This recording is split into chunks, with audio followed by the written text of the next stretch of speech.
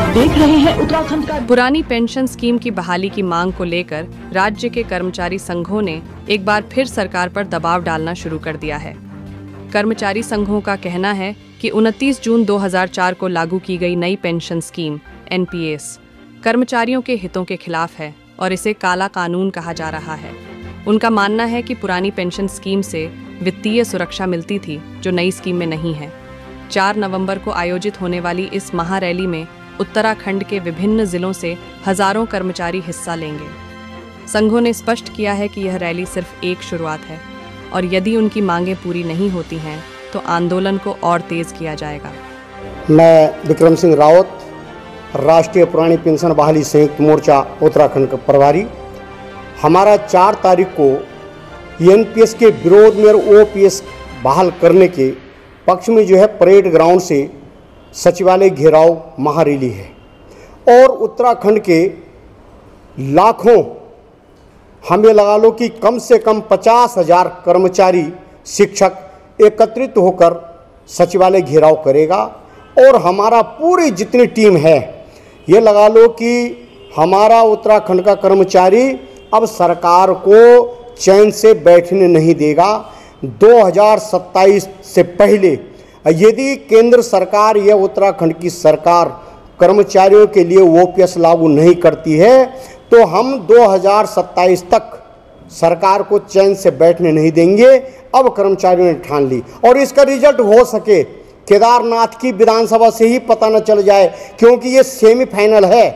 2027 में फाइनल होना है विधानसभा का और 2027 से पहले ये सेमीफाइनल है। इस सेमीफाइनल में ही क्वार्टर फाइनल हो गया बद्रीनाथ की विधानसभा और ये सेमीफाइनल है केदारनाथ की विधानसभा। इसमें कर्मचारी अपनी भूमिका अब बढ़ चढ़कर दिखाएगा, क्योंकि जुमलेबाजी हमको कर्मचारियों को जुमलेबाजी दिखाई जा रही है। इसलिए हमने जो 4 तारीख की रैली महारैली करके जब तक सरकार ओपीएस बहाल नहीं करती हम उसको चैन से बैठने नहीं देंगे। देखो, पूरे उत्तराखंड में तो हमारे 85,000 कर्मचारी शिक्षक संगठन लगभग जो है कर्मचारी एनपीएस के कर्मचारी हैं, लेकिन जिस ढंग से पेपरों का, जिस ढंग से उत्तराखंड की केदारनाथ की विधानसभा के कारण हमारी संख्या कम हो सकती है, लेकिन 30-35 हज़ार कर्मचारी हमारे एकत्रित होने की परेड ग्राउंड में, सरकार को परेड ग्राउंड में जगह नहीं मिलेगी, ये हमारा सोचना है। और शायद उत्तराखंड स्तर पर ऐसी कर्मचारियों की रैली न कभी किसी ने देखी होगी और न कभी हुई है।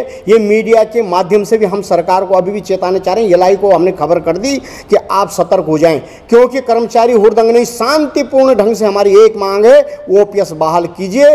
हम जब सरकार को अपने पूरा समय सरकार के लिए न्यौछावर कर रहे हैं तो हमें भी पुरानी पेंशन चाहिए। आप अपने लिए ओपीएस लागू कर रहे हैं, अपने बच्चों को अपने उसके लिए विधायकगण नेतागण कर रहे हैं, तो हमारे लिए भी ओपीएस पे वो रखें। झुंझुना हम नहीं, यूपीएस को हम मानेंगे नहीं और एनपीएस को अब हमने छोड़ दिया। एनपीएस तो हमने 2024 में हमारे नो प्रूफ के राष्ट्रीय अध्यक्ष बीपी सिंह रावत जी ने और नो प्रूफ की कार्यकारिणी ने पहले कहा था, जब हम आंदोलन करते थे, हमने कहा 2024 में सरकार एनपीएस का नामो निशान मिटा देगी और ये सरकार कर रही है। राष्ट्रीय पुरानी पेंशन बहाली संयुक्त मोर्चा जो एक मिशन पुरानी पेंशन के उद्देश्य से पूरे देश में संघर्ष कर रहा है। आप देख रहे होंगे कि पूरे उत्तराखंड में 4 नवंबर की रैली के लिए पूरा जनसैलाब जो सड़कों में उतरा है, उसमें 95 ब्लॉकों के 13 जनपद, दोनों गढ़वाल और कुमाऊं मिला के लगभग 40,000 संख्या में यहाँ पे हमारे अधिकारी कर्मचारी शिक्षक आ रहे हैं और निश्चित रूप से 110 संगठनों का समर्थन हमें मिल रहा है। लगातार मीडिया से हमारे आप लोगों के माध्यम से मैं धन्यवाद भी करूँगा कि आपने जो जन जन तक हमारी पुरानी पेंशन की आवाज़ पहुँचाई। तो आज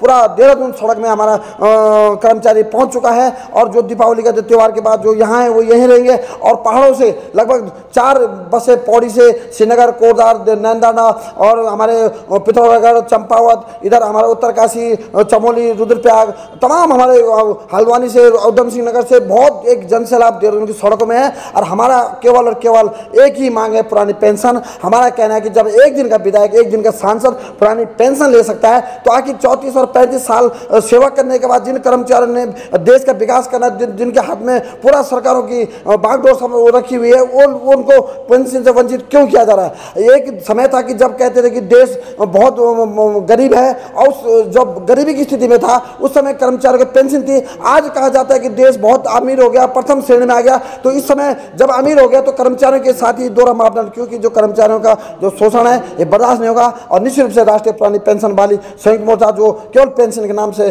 संघर्ष कर रहा है। हमारे बीच हमारे जम्मू कश्मीर से, केरल से, तेलंगाना से, उड़ीसा से और महाराष्ट्र से, गुजरात से तमाम साथी यहाँ पहुँच रहे हैं, माता शक्तियाँ आ रही है। तो मैं सभी का स्वागत करूँगा। और देहरादून के 4 नवंबर की रैली है, इसके लिए मैं अधिक से अधिक अधिकारी, कर्मचारी, शिक्षकों से आह्वान करता हूँ, अपील करता हूँ कि आप अधिक से अधिक संख्या में देहरादून पहुँचे।